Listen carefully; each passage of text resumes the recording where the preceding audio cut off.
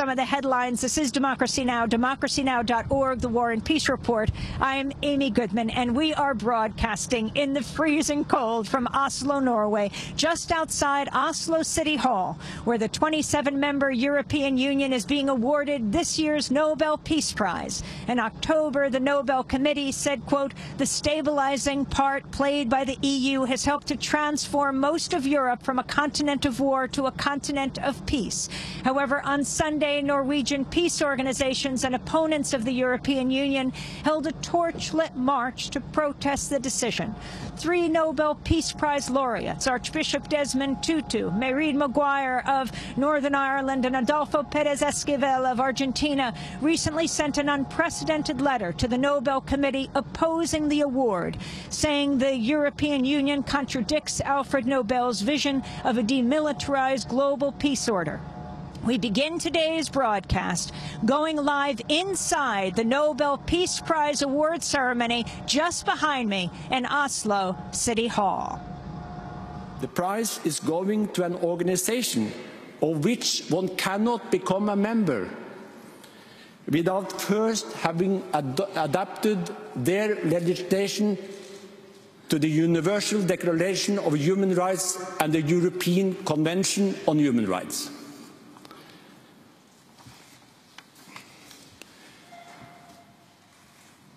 But human rights as such are not enough. We can see this now, that country after country is undergoing serious social unrest because misplaced policies, corruption and tax evasion have led to money being poured into gaping black holes. This leads understandably to protests. Demonstrations are part of our democracy, but the task of politics is to transform the protesters and the protests into concrete political action. The way out of the difficulties is not to dismantle the European institutions. We need to maintain solidarity across borders, as the Union is doing by cancelling debts and adopting other concrete support measures, and by formulating the framework for a finance industry on which we all depend. Unfaithful servants must be removed. These are preconditions for the continuing belief of the European masses in the compromises and moderation which the Union is now demanding of them. Your Majesties, Your Royal Highnesses, Heads of State and Governments, Presidents of the European Union, ladies and gentlemen. Jean Monnet said that nothing can be achieved without human beings, but nothing becomes permanent without institutions.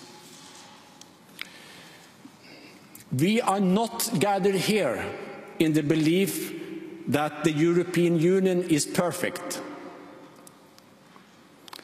We are gathered in the belief that here in Europe we must solve our problems together.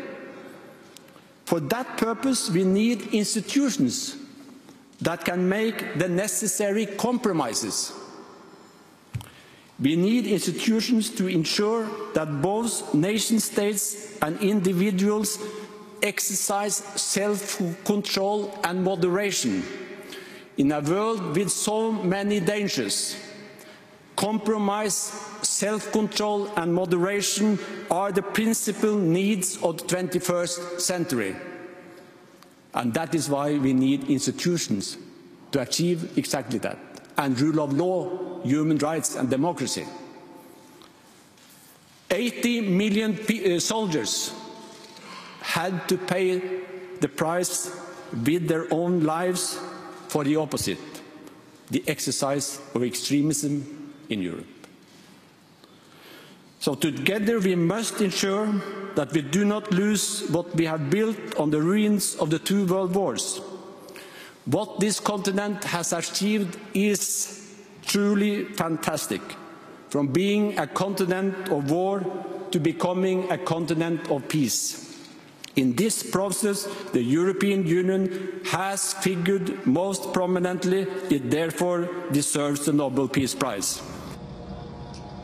That was Nobel Committee Chair Thorbjørn Jagland speaking just a few minutes ago inside Oslo City Hall, which is just behind me here in Norway. It's about 21 degrees Fahrenheit right now. Thanks so much for watching this report from Democracy Now!, your daily independent global news hour. We don't accept advertising or corporate funding, but rather rely on donations from viewers like you. Please make your contribution by visiting democracynow.org. We need your support today to keep bringing you this hard-hitting, in-depth reporting.